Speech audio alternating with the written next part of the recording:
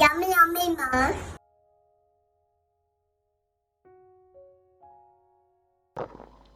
கம்பு பூரி செய்கிறதுக்கு தேவையான பொருட்கள்: 1 கப் கம்பு மாவு, அரை கப் கடலை மாவு, தேவையான அளவு உப்பு, தேவையான அளவு வெள்ளை எள்ளு, தேவையான அளவு காரம், மிளகாய்த்தூள், அப்புறம் ஓமம் தேவையான அளவு.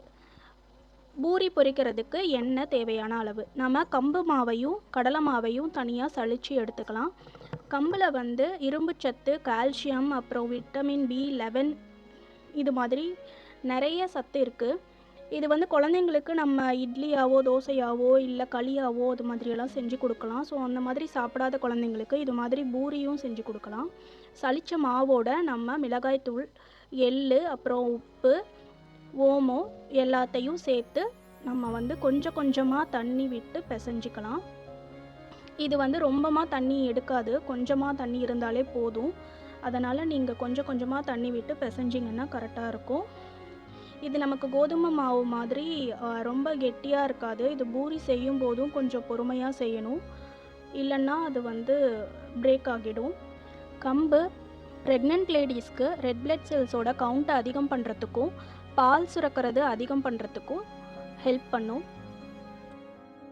பிசைஞ்ச மாவுக்கு மேலே கொஞ்சமாக எண்ணெய் தடவிட்டு ஈரத்துணி போட்டு மூடி வச்சிடலாம். ஒரு அரை மணி நேரம் அது நல்லா ஊறட்டும்.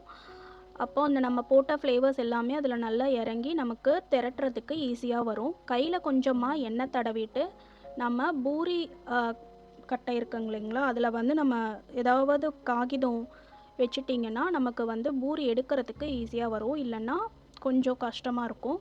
அதனால் இது மாதிரி ஷீட் போட்டுக்கோங்க. நம்ம பூரி குட்டி குட்டி உருண்டைகளாக உருட்டி இந்த மாதிரி நம்ம ஷீட்டை வச்சு அப்படியே எடுத்து நம்ம ஆயிலில் பொரித்து எடுத்துக்கலாம். இதுக்கு நமக்கு வெஜிடபிள் குருமா எதுனாலும் நல்லாயிருக்கும். கம்பு மாவு உடம்போட ஹீட்டை குறைக்கிறதுக்கும் ஹெல்ப் பண்ணும்.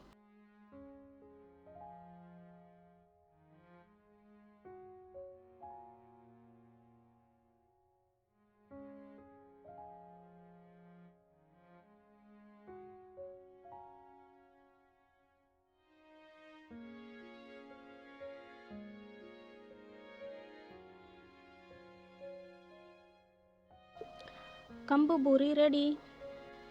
இந்த வீடியோவுக்கு உங்கள் டைமை ஸ்பெண்ட் பண்ணதுக்கு தேங்க்ஸ்.